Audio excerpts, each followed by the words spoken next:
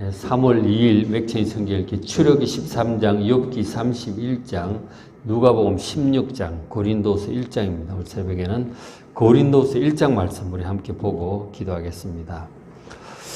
고린도후서는 이 전체적으로 쓰게 된 중요한 목적 중에 하나가 사도 바울을 비판하는 사람들이 많았어요. 특히 고린도교회 안에 또 그런 거짓 선지자들이 들어와서 사도 바울은 진실한 주의 종이 아니다, 뭐 이렇게 계속 비판을 많이 했었는데, 그런 것에 대해서 사도 바울이 자기가 정당한 사도고 진실한 주님의 종이라고 하는 것을 강력하게 이제 얘기하는 것이 고린도후서 내용이에요.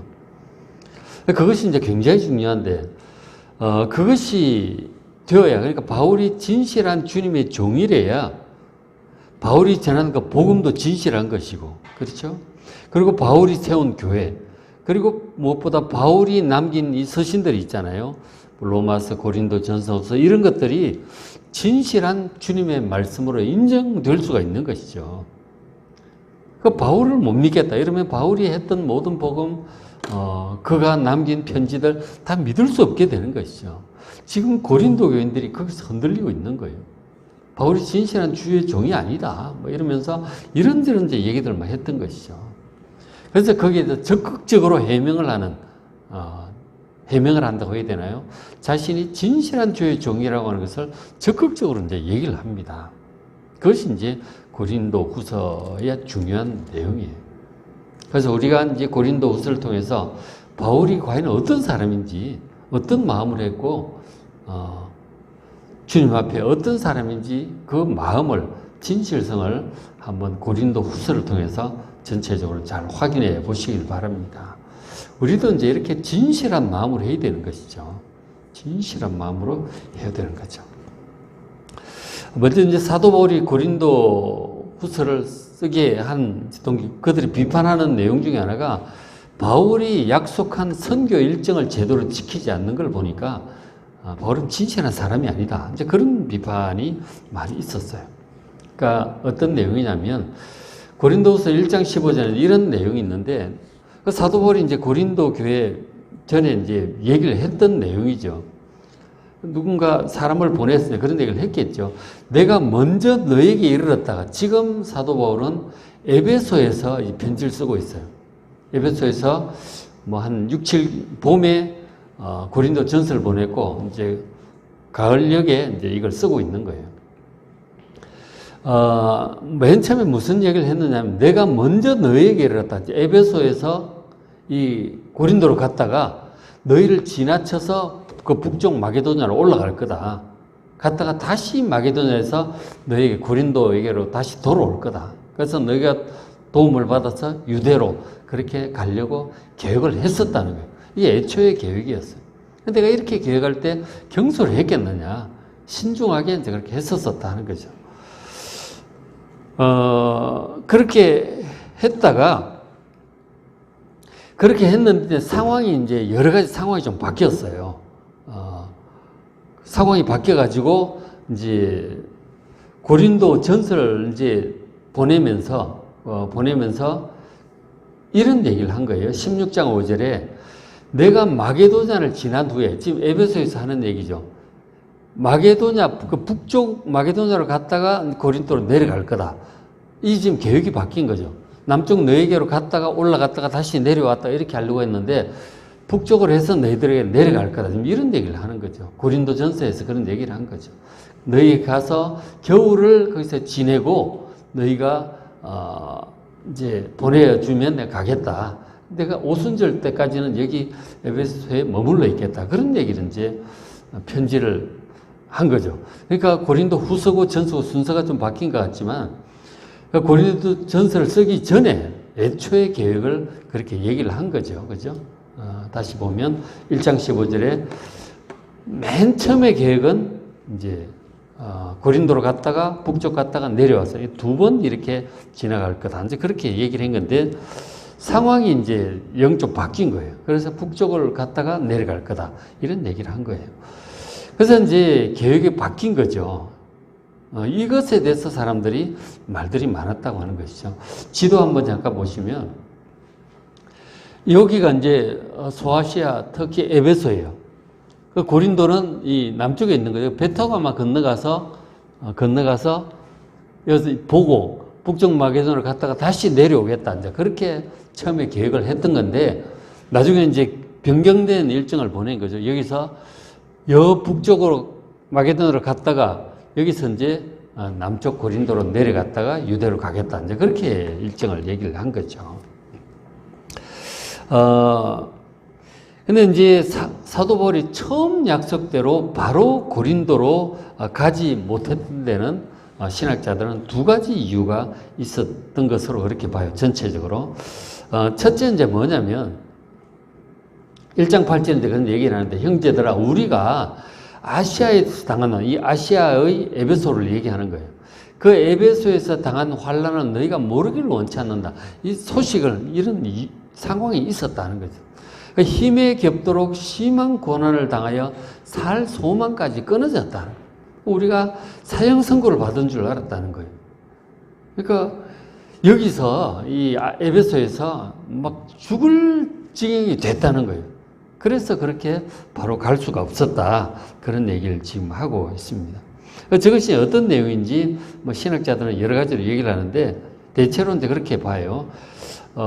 에베소서, 사도행전 19장에 에베소에서 전도하던 3차 전도 여행 때 있었던 사건을 기록을 하고 있는데 사도행전 19장에 그러니까 에베소에서 굉장한 부흥이 있었죠. 3년 가까이 거기 있었는데 말기에 무슨 일이 있었냐면 에베소의 그 은장색인 데메드리오라고 하는 사람이 있어요. 이 사람이 에베소에 기독교가 확장이 되니까 이제 우상 장사가 안 되는 거죠. 은으로 우상 만들어서 팔고 막 그랬는데 그래가지고 우상 장색들 중심으로 집회를 막 일으킨 거죠. 이 바울 이 사람 때문에 이 아데미 여신의 위엄이 손상되고 우리도 장사도 안 되고 이 도저히 용납할 수가 없다. 이래가지고 막 큰 소요 사태가 일어난 거예요. 기독교인들 때문에 저 바울 때문에 도저히 안 되겠다. 아데미 여신이 위엄이 손상된다. 크도다 아데미 여신이여 그러고 막 소리를 지르고 난리가 났던 거죠. 그 소요 사태 때문에 사도 바울도 붙잡혀서 거의 이제 죽을 뻔했던 그런 일이 있었던 거죠. 그래서 결국은 거기서 있을 수 없어가지고 마게도냐로 건너가게 된 거죠. 그런 상황을 얘기하는 거예요. 그런 이제 이쪽에 막 급변하는 상황이 있었고 상황이라는 게 늘 그렇죠. 우리가 계획을 하지만 늘 계획대로 되는 건 아니니까 생각지도 못했던 일들이 생겨나고 이러면은 갑자기 그래서 움직이고 그런 일이 생기는 거죠. 그리고 이제 두 번째 이유는 이제 고린도전서 후서 내용을 이렇게 함께 볼 때 고린도 교회가 이제 고린도 그 상황이 바울이 떠난 후에 문제가 많이 생겼잖아요. 그래서 고린도전서를 보냈단 말이에요. 고린도전서를 보냈는데도 고린도 교인들이 제대로 회개하지 않았던 것 같아요. 변화가 없었고 그리고 같이 갔던 디모데의 권면도 받아들이지도 않고 오히려 거짓 사도들에게 동조를 해서 사도 바울 이제 따르는 사람들 대항하기도 하고 굉장히 좀 시끄러워졌던 것 같아요. 그래서 눈물의 편지도 또 보내고 그런 일도 있었던 것이죠. 그래서 이제 상황이 그렇게 되니까 1장 23절에 고린도서 1장 23절에 그런 얘기를 바울이 해요. 내가 다시 고린도에 가지 아니한 것은 너희를 아끼려고 그렇게 했다는 거예요. 바로 갔더라면 이게 이제 그것이 안 좋다고 생각을 한 거죠. 내가 다시 가지 않은 것은 너희를 아끼려고 그렇게 했다는 거죠. 그리고 2장 1절 넘어가서 내가 다시는 너에게 근심 중에 나아가지 않기로 스스로 결심을 했다. 내가 마음에 큰 눌림과 걱정에서 많은 눈물로 너에게 썼다. 그런 얘기를 하고 있습니다. 그래서 눈물의 편지에 대해서는 또 신학자 의견이 좀 다른데 고린도전서 앞에 썼다. 전서 후서 사이에 썼다. 그런 얘기들도 합니다. 어쨌든 확실하게 단정하기는 좀 어려운 것 같아요. 어쨌든 고린도전서도 보내고 눈물의 편지도 이제 그렇게 보냈던 것이죠. 그래서 이제 고린도 교인들이 회개하지 않고 계속 싸우고 대항하고 있는 그런 상태에서 직접 가서 보는 것이 좋지 않다고 여겼던 거죠. 그래서 이제 이 강국한도 편지를 또 보내고 해서 그들이 회개를 한다면 근데 그 다음에 가서 보려고 한 거죠.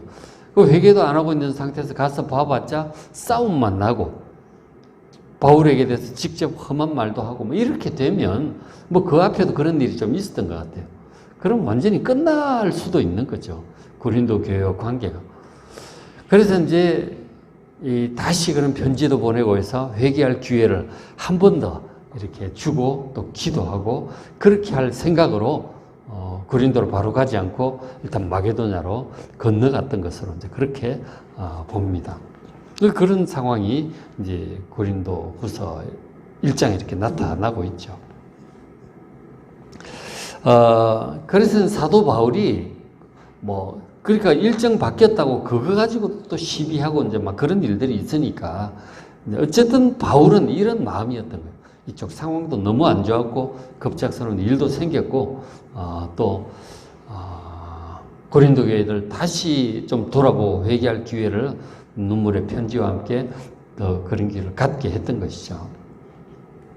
그러면서 바울이 하는 말이 그 앞에 1장 12절에 우리가 세상에서 특별히 너희에 대하여 하나님의 거룩함과 진실함으로 행했다라고 얘기를 하고 있어요.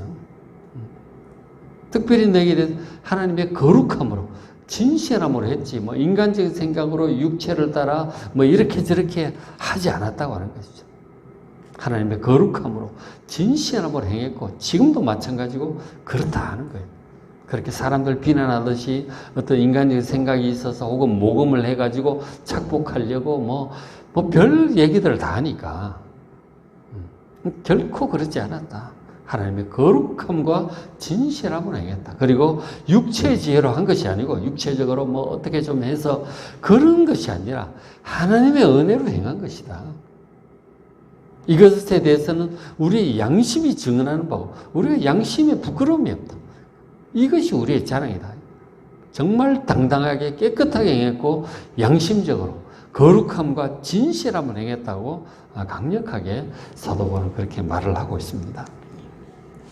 어쨌든 이제 사람들이 오해를 하면 뭐 말들이 그렇잖아요. 별 얘기들이 다 있어요. 늘 그렇습니다.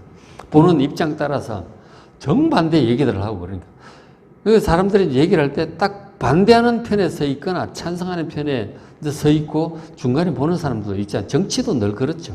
똑같은 사람을 놓고 똑같은 사건을 보고 이렇게 얘기하는 사람, 저렇게 얘기하는 사람 정반대 얘기를 하는 거죠. 그래서 뭐 수사도 하고 재판도 하고 이제 그렇게 되는 것인데 어쨌든 사도 바울도 그런 오해를 당하고 있는 거죠. 반대파들이 막 별소리를 다 하는 거죠. 찬성하는 사람들은 바울처럼 진실한 분이 어디 있느냐 또 그렇게 얘기를 하지만 그렇지 않다고 막 공격하는 사람들은 그렇게 얘기를 하는 거죠. 그러나 어쨌든 그 사이에 있는 바울로서는 뭐 하나님 앞에 부끄러움 없이 행했고 뭐 그렇게 확실하게 얘기를 하는 거죠. 우리가 이제 오해를 받을 때는 상황이 되고 그러면 필요하다면 적극적으로 해명을 해야 되는 것이죠. 우리가 이제 욥기도 함께 보고 있는데 욥기의 입장에 대해서 친구들 막 또 비난도 하고 하지만 욥은 또 자기 입장을 얘기하는 거죠. 그렇게 하는 거예요. 오해를 받을 수 있습니다. 살면서 오해를 받는 경우들이 종종 있어요. 우리가 답답하니까 뭐 속을 꺼내서 보여줄 수도 없고 어떡하냐 그러고 그런 얘기를 하는데 어쨌든 할 수 있는 대로 적극적으로 해명은 하는 거죠. 바울도 그렇게 해명을 하는 것입니다. 그렇게 해서라도 이제 관계 회복에 힘써야 되는 거죠. 쉽게 포기할 일은 아니고 회복하다가 안 되면 또 어쩔 수 없고 뭐 기도해야 되겠지만 할 수 있는 데까지는 적극적으로 해명도 해보는 것입니다. 그렇게 좀 하고 있어요. 그래서 사도 바울이 특히 이제 그렇게 해야 되는 것은 개인적으로 억울해서 그런 것만은 아니에요. 사도 바울을 믿지 않고 이 거짓 사도들을 따라가면은 멸망하는 거예요. 그러니까 사도 바울이 안 할 수가 없는 것이죠.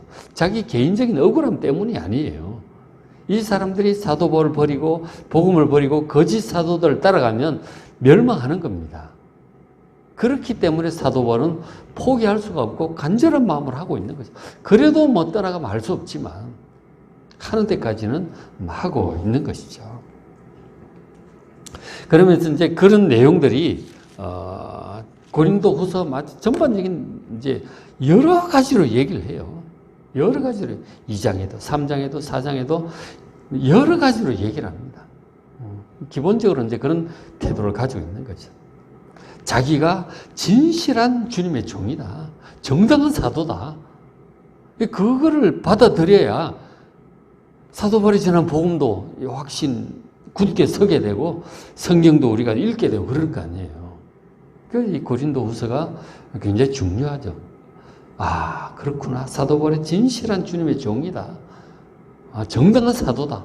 그가 남긴 이 편지들이 고린도전서, 후서 이런 내용들이 진실한 하나님의 말씀이라고 우리가 이제 받아들일 수가 있게 되는 거 아니에요.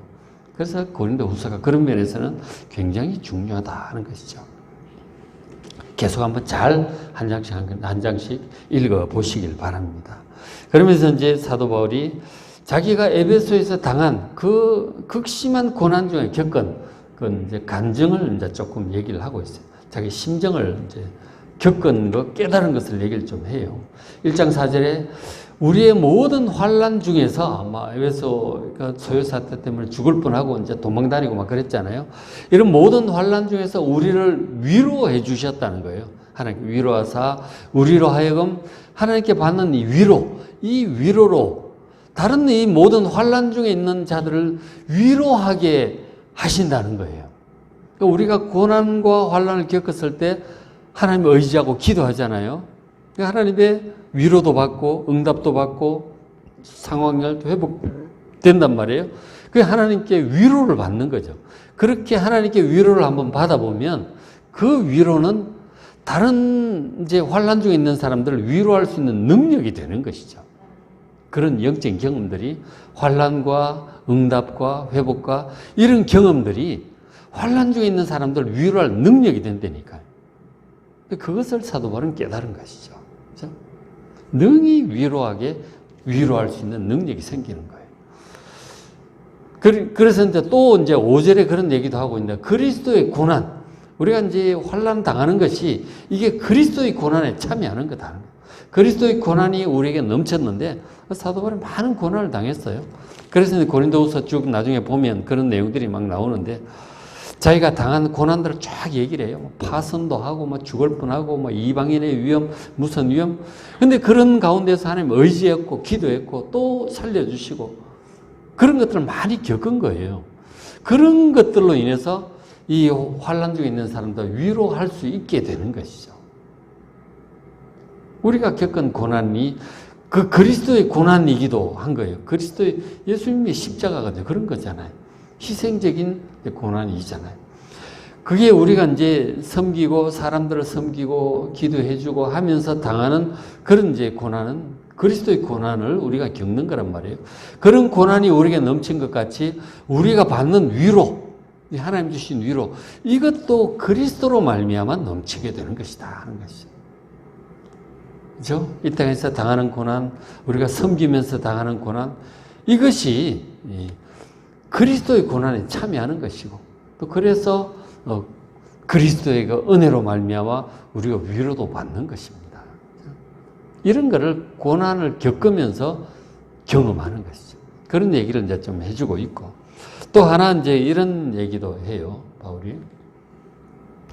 1장 8절에 우리가 아시아에서 당한 이 환난, 너희가 모르기를 원치 않는다고 얘기를 하잖아요.